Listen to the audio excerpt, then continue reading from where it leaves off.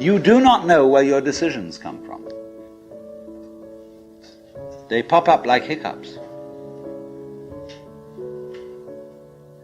And when you make a decision, people have a great deal of anxiety about making decisions. Did I think this over long enough? Did I take enough data into consideration? And if you think it through, you find you never could take enough data into consideration. The data for a decision in any given situation is infinite. So what you do is, you go through the motions of thinking out what you will do about this. But warriors are people who think of all the variables beyond their control and what might happen. Choice is the act of hesitation that we make before making a decision. It is a mental wobbling. And so we are always in a dither of doubt as to whether we're behaving the right way, doing the right thing, and so on and so forth, and lack a certain kind of self-confidence. And if you see you lack self-confidence, you will make mistakes through sheer fumbling.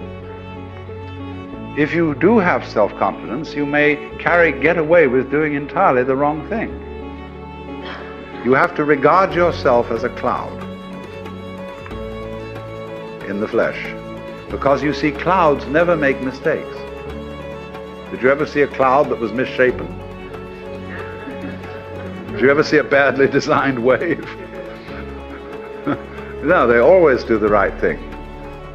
But if you will treat yourself for a while as a cloud or wave and realize that you can't make a mistake, whatever you do, because even if you do something that seems to be totally disastrous, it'll all come out in the wash somehow or other. Then, through this capacity, you will develop a kind of confidence.